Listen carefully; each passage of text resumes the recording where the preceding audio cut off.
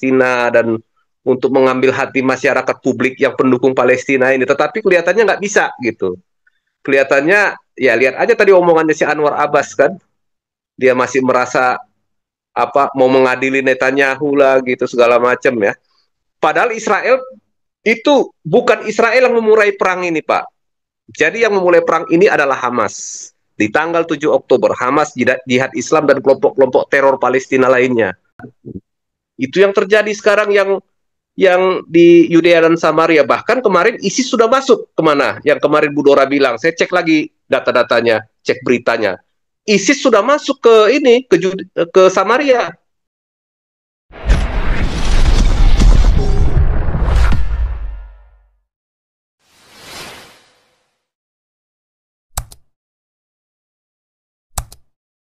Yang lain-lain yang sudah jadi co-host langsung masuk aja ya, boleh ya. Oke, lanjut. Ompung Toba, tes suara. Selamat malam semuanya. Tes Merdu, suara Pak Paul. merdu. Merdu. Wah, ini memang perkembangan Benar, ini politik hari ini. membingungkan. Jadi sebenarnya begini Pak, kalau saya menganalisanya begini, ya. Kalau saya lihat Prabowo ini sudah sangat ingin membuka hubungan diplomatik dengan Israel. Kenapa? Kita butuh masalah ekonomi. Mau bangkrut ini Pak. Coba lihat kemarin 25.000 orang sampai pukul-pukulan tuh di Bekasi hanya gara-gara cari lapangan pekerjaan. Serem ya, kasihan loh, ngeri loh. Nggak ada investasi gitu ya. Kasihan. Itu belum ditambah lagi nanti dengan yang akan kena PHK di masa yang akan datang. Makanya kemarin dari yang kemarin kita bahas sekitar 7 juta orang ditambah nanti lulusan-lulusan yang baru ini mau kerja apa mereka gitu. Selama kepercayaan dari dunia barat tidak bisa percaya dengan kondisi Indonesia, nggak bakalan ada investasi dari barat. Kita nggak cukup mengandalkan hanya Cina, Pak. Nggak cukup. Cina pun sekarang nggak terlalu percaya dengan Indonesia gitu ya. Apalagi melihat gonjang-ganjing, Cina itu dulu percaya karena yang megang Mulyono. Tapi Mulyono kan sekarang goncang, tinggal nunggu waktu aja itu, Pak. Ini isu ijazah ini nggak akan pernah berhenti gitu. Jadi Cina juga udah nggak percaya dengan kondisi dalam politik dalam negeri Indonesia. Oleh sebab itu, Cina juga membatasi investasinya sekarang. Hati-hati mereka sekarang gitu. Nah, kembali ke Israel. Jadi, kalau soal butuh nggak butuh, ya memang ada sedikit menolong bagi Israel kalau Indonesia punya hubungan diplomatik karena Indonesia kan negara berpenduduk mayoritas Muslim terbesar. Itu saja.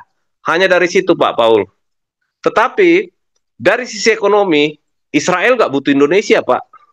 Nggak butuh mereka. Kita yang lebih butuh dari ini kepada Israel. Karena apa? Diam-diam selama ini pakai teknologi Israel, terutama di kepolisian, di militer, di industri keuangan, pakai teknologinya Israel. Alat penyadap di KPK itu dari mana? Dari Israel itu, Pak Paul. Alat mematikan sinyal handphone itu dari mana? Dari Israel. Jadi memang segala transaksi ekonomi kalau lewat tangan ketiga itu akan jauh lebih mahal. Nah, kemudian kalau kita lihat, kita punya alutsista ini kan sudah sangat terbelakang. Kita perlu untuk rehab ini, untuk melakukan pembaharuan, untuk melakukan modernisasi. Kalau kita nggak punya hubungan dengan Israel, ya sangat sulit, Pak Paul. Sangat sulit kalau selalu harus lewat tangan ketiga ya, notabene pada umumnya selama ini Singapura, ya. Nah, jadi sepertinya Prabowo itu sudah sangat ingin membuka karena banyak kepentingan nasional kita itu tertunda akibat tidak ada hubungan diplomatik dengan Israel. Tetapi kalau kita lihat ini terhambat gara-gara masalah ideologis.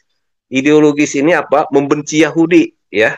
Ini pesan dari ideologis dari abad ke-7 ini Pak Paul untuk membenci ideologis ini. Nah, ini yang nggak bisa diatasi dan Pak Prabowo itu sangat tahu itu. Oleh sebab itu kemarin itu sengaja mau menampung berapa ya? 1.000. Supaya apa? Ya supaya Indonesia berpartisipasi soal Palestina dan untuk mengambil hati masyarakat publik yang pendukung Palestina ini. Tetapi kelihatannya nggak bisa gitu. Kelihatannya ya lihat aja tadi omongannya si Anwar Abbas kan. Dia masih merasa apa mau mengadili Netanyahu lah gitu segala macam ya. Padahal Israel itu bukan Israel yang memulai perang ini, Pak. Jadi yang memulai perang ini adalah Hamas. Di tanggal 7 Oktober, Hamas, Jihad Islam, dan kelompok-kelompok teror Palestina lainnya. bukan Israel yang menyerang Palestina gitu. Nah, apakah Israel menjajah apa namanya Masjidil Aqsa? Tidak. Yang menguasai Masjidil Aqsa dengan segala kebijakannya adalah Badan Wakaf Yordania. Itu harus diingat. Bukan tentara Israel yang berkuasa di sana. Di luar wilayah itu, iya, itu wilayah yang dikuasai oleh aparat keamanan Israel. Tetapi Masjidil Aqsa itu adalah Badan Wakaf Yordania. Jadi kalau dikatakan operasi Badai Al-Aqsa untuk merebut Masjidil Aqsa, merebut dari siapa? Itu persoalan yang kedua. Nah, yang ketiga, kalau kita tanya Israel penjajah, seperti yang berkali-kali kita bahas, kapan pernah Israel menyerang negara yang namanya Palestina, terus merebut wilayahnya? Kapan? Sampai sekarang saya belum menemukan jurnal, belum menemukan bukti sejarah ataupun tulisan. Kemudian, kapan istilah Palestina itu, negara Palestina itu mulai populer? Tahun 1964, sesudah Yasser Arafat, jebolan Ikhwanul Muslimin, mendirikan PLO, mengatakan bahwa kami adalah bangsa Palestina. Yang ketiga, apakah ada bahasa Palestina? Bangsa Palestina? Tidak ada. Yang ada adalah bahasa Arab. Apakah Palestina sama dengan Filistin di era perjanjian lama? Sepertinya tidak. Filistin itu pakai bahasa Yunani kuno dari Pulau Kreta. Nah, ini pertanyaan-pertanyaan framing-framing penjajahan ini sebenarnya tidak pada tempatnya. Nah, yang kemudian kalau kita lihat two-state solution yang dikatakan oleh Pak Presiden kita, apakah Palestina menginginkan two-state solution? Saya kira tidak. Palestina itu menginginkan one-state solution, ya. Artinya hanya boleh ada orang Palestina, Arab Palestina di situ, dan orang Israel ini harus dibunuh, dibasmi, dan dibuang ke laut. Itu yang ada dalam pikiran mereka. Apa buktinya? Buka Hamas Charter, tinggal googling aja. Tinggal googling. Tidak ada dalam Hamas Charter itu untuk pembentukan two-state solution. Nggak ada itu, Pak Paul. Kemudian mau buka ini, dulu sejarahnya PLO, undang-undangnya, tidak ada juga. Kalau dulu itu from the river to the sea, there is one land, Palestine. Itu PLO. Kalau sekarang, Hamas sebenarnya sama saja. From the river to the sea, Palestine will be free. Tetapi kalau menurut orang-orang Yahudi di luar, sebenarnya itu seruan untuk apa? Seruan untuk memusnahkan atau menggenosida orang Yahudi. Sama lah dulu dengan di era Perang Dunia Kedua. From the river to the sea itu sama dengan apa? Seperti katanya Netanyahu ya, sama dengan Heil Hitler gitu. Itu ucapan itu sama. Tujuannya apa? Menimbulkan kebencian, menimbulkan amarah, menimbulkan dendam kepada kaum Yahudi atau negara Israel, dan sekaligus itu seruan untuk memusuhi negara Israel, membubarkan Israel sebagai suatu negara. Nah, kemudian ada yang menarik dari pernyataannya Pak Presiden Prabowo tadi, bahwa harus bisa menjamin keamanan Israel. Ini juga yang menjadi pertentangan dari dulu, Pak, sebelum perjanjian Oslo. Sebelum perjanjian Oslo, kenapa Israel mau menandatangani perjanjian Oslo? Pada waktu itu, PLO atau otoritas Palestina sekarang itu memberikan jaminan dan pengakuan kepada negara Israel. Oleh sebab itu, Israel menyerahkan jalur Gaza, kemudian separuh dari tepi barat, ataupun Yudea dan Samaria. Jadi dibagi 3 zona. Zona A, zona B, zona C. Zona A itu pemerintahan dan keamanan yang ngatur orang Palestina. Zona B, administrasi pemerintahan orang Palestina, keamanannya Israel. Zona C, itu adalah daerah yang sepenuhnya diatur oleh Israel, baik keamanan maupun administrasinya. Ini pembagian ini sebetulnya adalah jalan baik menuju apa? Menuju suatu negara Palestina yang sejahtera. Tapi apakah ini diteruskan? Tidak.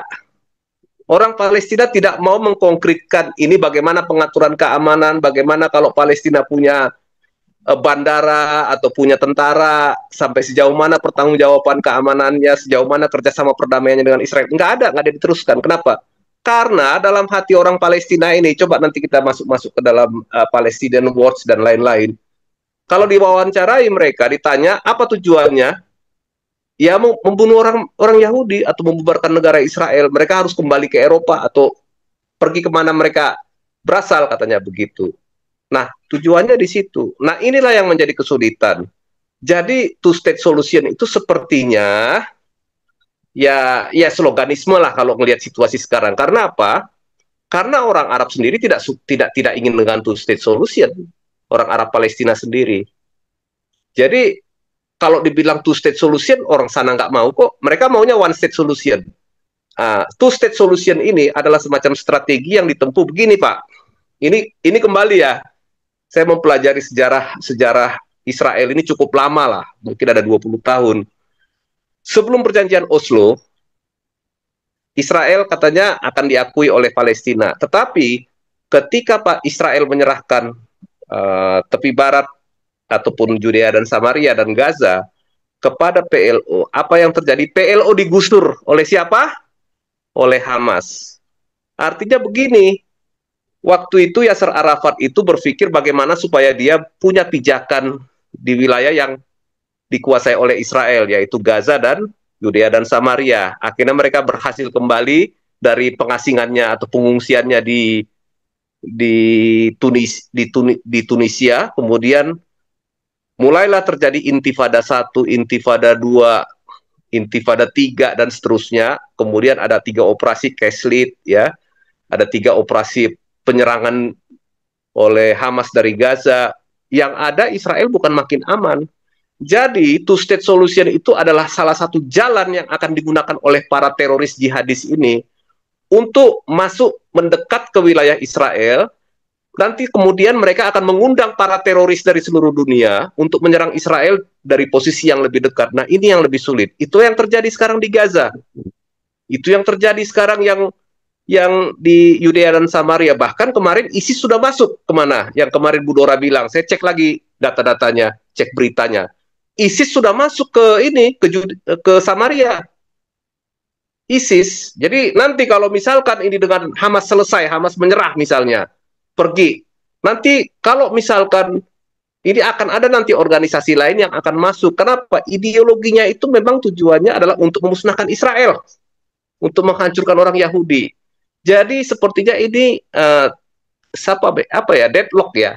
Tidak ada jalan, no dead end lah gitu. Istilahnya jalan buntu sebetulnya proses perdamaian ini. Kalau ngelihat dari sisi ya nggak usah jauh-jauh lah, di Konoha aja kan tadi lembaga yang menguasai negara ini sudah mengatakan katanya aku harus mempertanggungjawabkan perbuatannya katanya. Jadi artinya apa? Eh, Kalau orang Jawa bilang dikasih hati minta rempelo Pak. Jadi gitu. Jadi kalau misalkan kita lihat nanti ke depannya, sepertinya masih sulit ya kalau dari apa yang dikatakan oleh Pak Presiden tadi, masih sulit untuk membuka hubungan diplomatik. Paling pun kalau buka hubungan diplomatik, nanti kantor kedutaan atau kantor kamar dagangnya nggak mungkin di Konoha, Pak. Paling di Singapura. Misalkan Israel tuh misalnya bikin begini, buka kamar dagang di Singapura atau kedutaan untuk wilayah mana? Wilayah Singapura dengan wilayah Indonesia atau wilayah Malaysia gitu. Misalkan seperti itu. Jadi ada semacam duta besar yang untuk megang 3 negara. Paling begitu. Kalau dibuka di Indonesia ini atau di Konoha ini nggak bakalan bisa Pak Paul. Nanti demo bersilit-silit lah terus tiap hari gitu. Nah ini juga akan mengganggu apa? Mengganggu situasi politik dan keamanan, mengganggu situasi ekonomi juga. Nah itu yang akan terjadi. Nah tapi sepertinya sih tinggal kita tunggu aja Pak Paul. Mana yang duluan? Ada hubungan diplomatik atau Indonesia bangkrut? Kira-kira begitu Pak Paul. Silakan teman-teman yang lain nyambung. Oke, seperti saya tadi mau membahas, tapi Perut Buncit dulu aja nggak apa-apa. Perut Buncit, biar seru dulu. Pak Teddy kalau Iya, siap bilang ya, Pak Teddy ya. Kapan aja masuk ya. Perut Buncit, iya Pak. silakan.